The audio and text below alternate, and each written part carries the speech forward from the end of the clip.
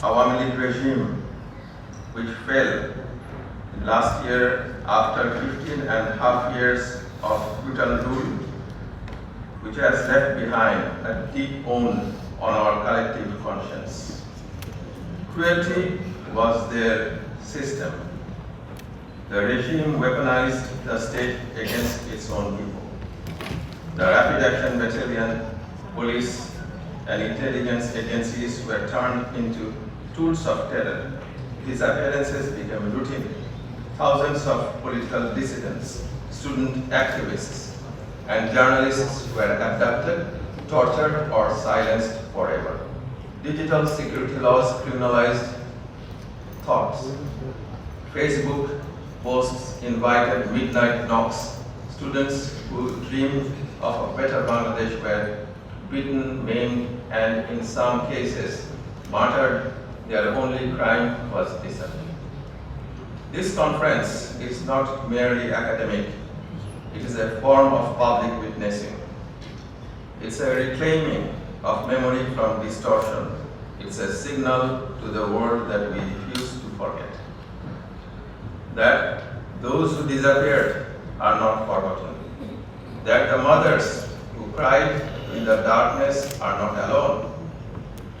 That the bullet holes in university walls, in student hostels, in homes will one day be counted in the architecture of justice. But let us not fool ourselves. The fall of a regime does not guarantee the birth of justice.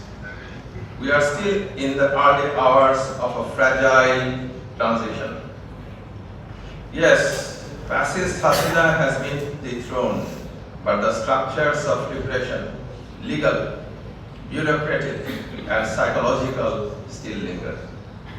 Bashundhara tissue অশুদ্ধতার বিরুদ্ধে এক বিন্দুও ছাড় নয়।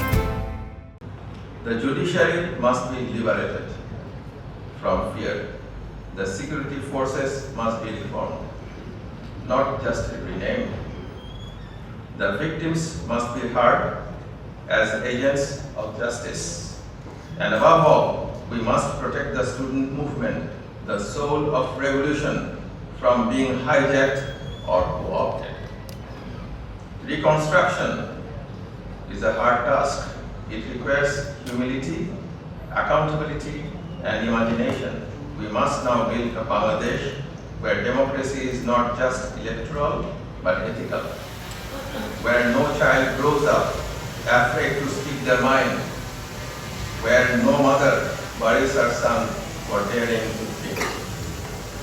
Dhaka University once again stood at the helm of resistance. Its classrooms became command posts, its corridors became rallying grounds, its students became warriors of conscience. We owe a debt to gratitude to this institution, not only for its heroic role, but for hosting this conference and inviting voices from across the world to reflect on what happened, why it happened, and how we can ensure it never happens again. Let me thank the distinguished foreign professors and researchers, many of whom supported the cause of Bangladeshi democracy even when it was dangerous to do so. Your participation, your publications, your platforms, your petitions, and your presence gave us hope. Your engagement makes this conference more than just a commemoration. It becomes a living archive of resistance and remembrance.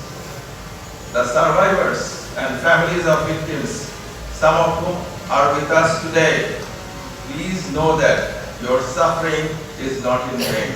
The path of justice may be long, but we are here to travel it together.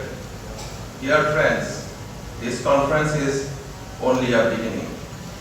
Let us part.